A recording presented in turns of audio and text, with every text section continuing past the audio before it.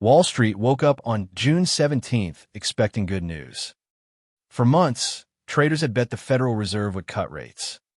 Cheaper money, easier loans, a relief everyone had been waiting for. Mortgages might ease, markets might climb. The mood was hopeful. Futures markets had price cuts in as nearly a sure thing. The whole financial world leaned one direction, certain of the outcome. When everyone agrees, a surprise hits twice as hard. Instead, the Fed delivered something the markets did not expect. The Fed did not cut. It hinted at the opposite. Rate hikes were suddenly back on the table for 2026.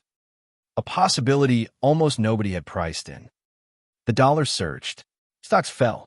A new era had begun. In a single afternoon, the script for the year was torn up. This was not a tweak.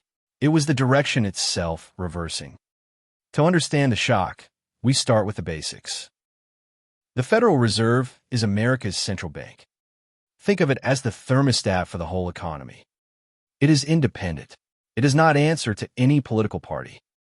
That independence lets it make hard, unpopular calls. Its job, stable prices and maximum employment for the country. Stable prices, so your money keeps its value over time.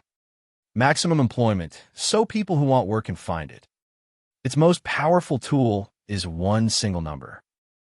That number is called the federal funds rate. Think of it as the base price of money in America. It sets the cost banks pay to borrow overnight.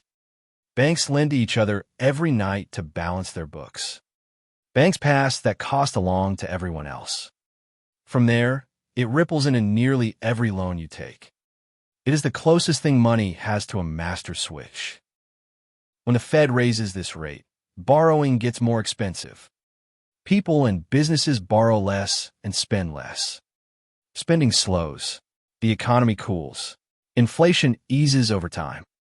When the Fed cuts, money gets cheaper and activity speeds up. It is like tapping the gas or pressing the brake. But the brake works with a delay. Effects take months to land. So the Fed must steer by looking far down the road. So which way the Fed leans tells a powerful story. On rates, the Fed speaks in two animal languages. A dove wants lower rates to support growth and jobs. Doves worry most about people being out of work. A hawk wants higher rates to crush inflation first. Hawks fear rising prices more than a slowing economy. Neither is right or wrong. It is a balance of risks. For 2 years, markets had bet the doves would win. Inflation had been falling. Growth was steady. Every forecast pointed the same direction, cuts ahead. Headlines spoke of relief coming later in the year. Investors priced cheaper money into stocks and bonds. Home buyers waited, hoping mortgage rates would soon drop. The optimism was baked in everywhere you looked. Then one stubborn number refused to cooperate. Inflation measures how fast prices rise across the economy. A little is healthy. Too much eats your paycheck. The Fed's target is 2%, calm and predictable. 2% is low enough to barely notice day to day. But prices stopped falling and got stuck above that line. Progress toward the goal simply stalled out. The Fed's preferred gauge tells the clearest story. It is called Core PCE, the Fed's most trusted inflation gauge. It strips out volatile food and energy for the underlying trend. Those two prices swing wildly and can hide the truth. What is left shows where inflation is really heading. The Fed revised Core PCE up to 3.3%. A revision up means the last reading was even hotter than thought. Headline inflation is seen near 3.6% this year. 3.3 is far above the 2% goal. And it moved the wrong way. Up, not down. A revision higher means the problem looks more stubborn. A central bank cannot cut while inflation is reaccelerating. Cutting now could let prices spiral even further. Once inflation expectations rise, they are hard to reverse. Into this tension stepped a brand new leader. Kevin Warsh is the new chair of the Federal Reserve. He now leads the most powerful central bank on earth. June 17th was his very first meeting in charge. A new chair's first message can define their whole tenure. Every word a new chair says is studied closely. Markets hang on each phrase, hunting for clues. His debut would set the tone for the entire year. At his first meeting, the Fed held the rate steady. It stayed in the range of 3.5% to 3.75%.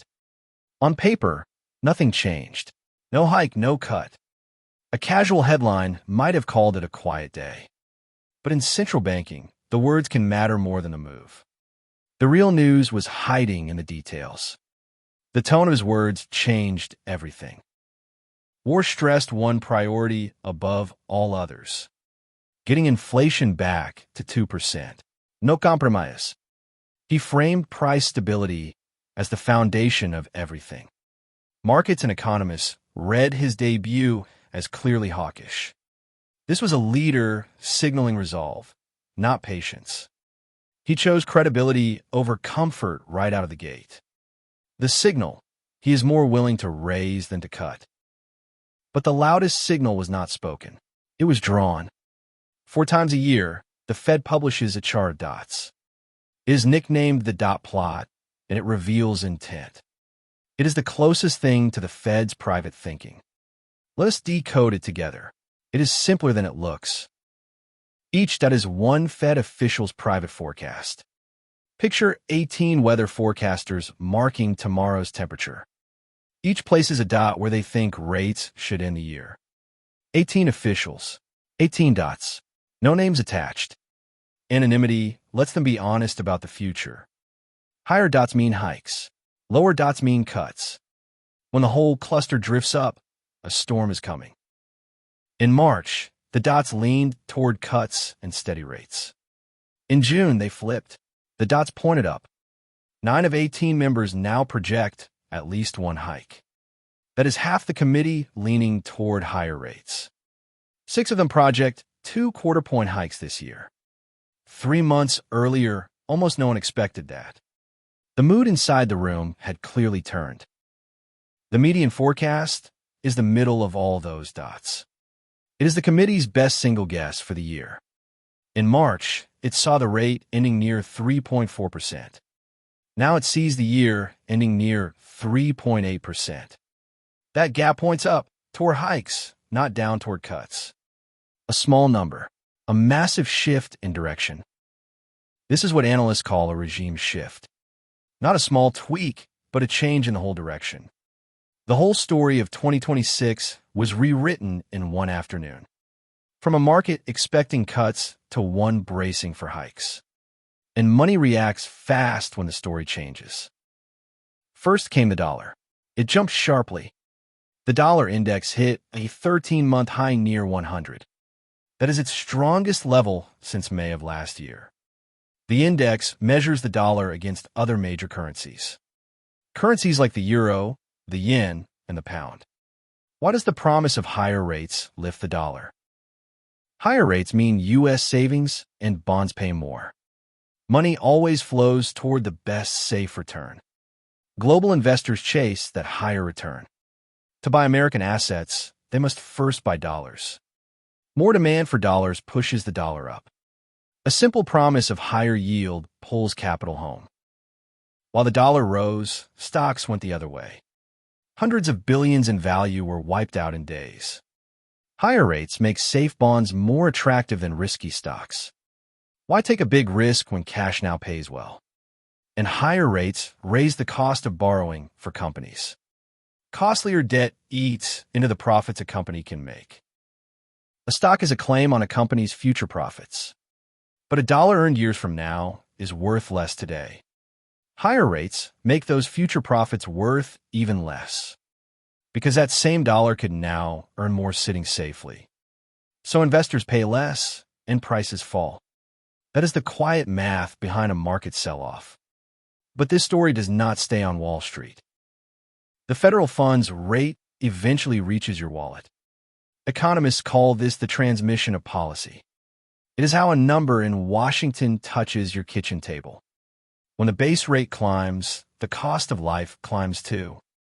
Start with the biggest loan most people ever take. Mortgage rates tend to follow the Fed's direction.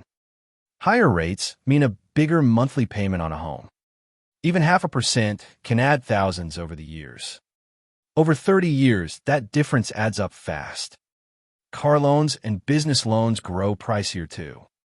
Borrowing becomes a heavier decision for everyone. Credit card interest often rises with the Fed's rate. Carrying a balance gets more expensive month to month. But there's a quiet upside. Savers earn more. Savings accounts and CDs finally pay a real return. Money sitting in the bank can finally grow again. Higher rates reward patience and punish heavy debt. The story does not stop at America's borders. A strong dollar squeezes economies around the world. Many nations borrow and trade in U.S. dollars. The dollar is the world's reserve currency. It anchors global trade from oil to electronics. A rising dollar makes their debt harder to repay. Higher U.S. rates pull money away from other countries. Their currencies weaken as that money flows out. Emerging markets feel this squeeze the hardest. A weaker currency makes everything imported cost more. Imports priced in dollars suddenly cost them more. Some central banks must raise their own rates to keep up. One Fed decision echoes across every continent. For 2 years, the world prepared for easier money. Every plan assumed rates would only fall from here. Now it must prepare for the opposite path. That reversal touches mortgages, markets, and nations alike. When the direction flips, every plan built on it must flip too. So the natural question is, how worried should we be? Let's be honest and balanced about this. These are projections, not promises. Thoughts can move again. No one, not even the Fed, knows the future for certain.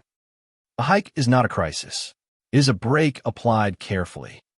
Rates near 3.8% are still historically moderate. The Fed is trying to protect prices, not punish you. Remember, the Fed follows the data, not a script.